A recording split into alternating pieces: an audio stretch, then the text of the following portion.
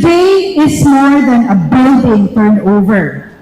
Today is a continuation of a story that began almost a century ago, right here in Subangdaku, just across the street from where we are. That was just right across. It was across the street where our paternal grandparents, John Ngo and Gregoria Casas Ngo, raised their family. It was there that my father, Eduardo Casas Ngo, followed in the footsteps, specializing in non-ferrous metal castings and eventually building what would become Dynamic Castings, which will celebrate its 60th anniversary in 2 years to come. And speaking of continuing stories, allow me to share a little backstory on how this donation came to be. I am told by my beautiful, ageless Ngo aunts here today, may I acknowledge them, Filomena and Victoria Concepcion, that the Ngo family donated the original stage in 1970s. This was by Ama Anya, our Lola Gregoria. 2 decades later, Papa Edward thought that the stage had become too small, so he donated a larger one, which was inaugurated in 1999. Almost 3 decades, here we are again, all because of a phone call. A phone call from one of the PTA members of Subangdaku Elementary School. May I take the opportunity to acknowledge the PTA who are here today? Where are you? I take this opportunity to thank you and I acknowledge them, thank them for reaching out. Ladies and gentlemen, their request was very simple. Bond paper. Papa and Mama visited the school in September 19, 2024, right after my older brother Eric's lunch. It was his birthday. And we broke ground in December 2024. A year and a half later, here we are today. To this day, I maintain that this may very well be the most expensive bond paper donation in the history of the province.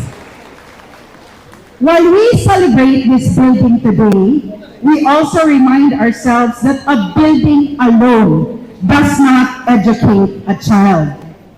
What truly matters is what happens inside the walls, these walls.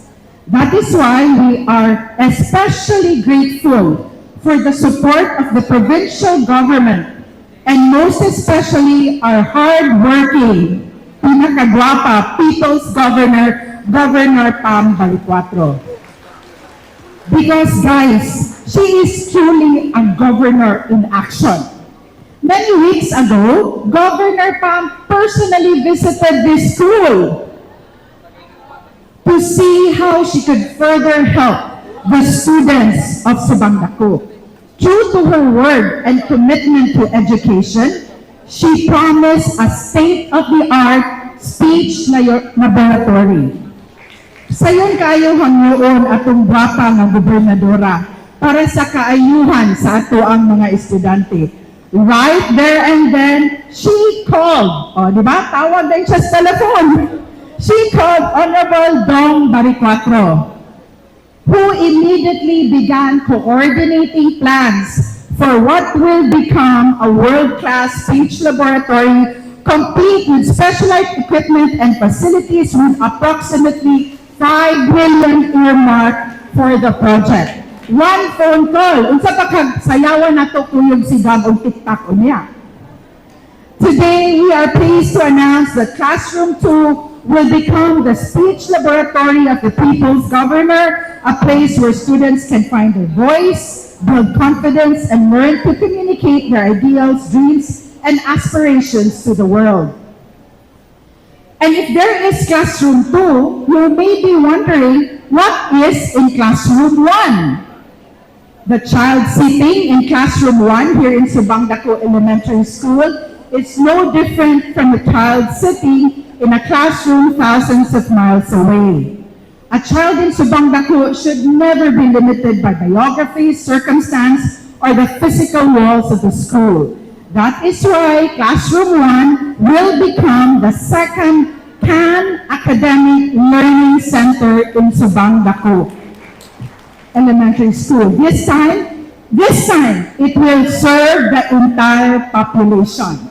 Because I heard that wala man to tanan ang makagamit now the entire student population. The classroom is more than a learning center. It is a bridge connecting a public school from Subangdaku to the rest of the world. It is lovingly dedicated to Engineer Justiniano and Corazon Gonzaga. I was told that Region 7 bigwigs from DepEd are here for the launching of Brigada Eskwela. May I ask all those from Tagbilaran City and the beloved province of Bohol, where are you? Ang mga taga-Bohol. Kay taga-Bohol po, go. My father served as provincial electrical engineer of Bohol, while grandmother spent her entire life as an elementary public school teacher at Tagbilaran City Elementary School. Yes, muna kong lola, muna ilang anak. It is therefore especially meaningful for us that their names and legacy become part of the school. As we continue building a brighter future for the pupils of Subangdaku, we are already looking ahead to our next dream, Classroom 3. It will soon become an e-library. But naana siya love story. So ato ng e-library. Together with Principal Irish and my childhood friend Lee Carcel in Sydney, by the way, shout out to Tanet Carcel and T. Carcel team for making all these arrangements easier and comfortable. We are working to bring this vision to life through room to read and other potential. Kumana kung tulis diri sa local, international donors na punta. Ray and I have been friends since kindergarten throughout elementary school and high school. 5 decades later, we are still helping one another and still finding ways to serve others together like we did once upon a time in our student council. Perhaps this is one of the greatest gifts a school can give. Not only an education, but friendships that last a lifetime.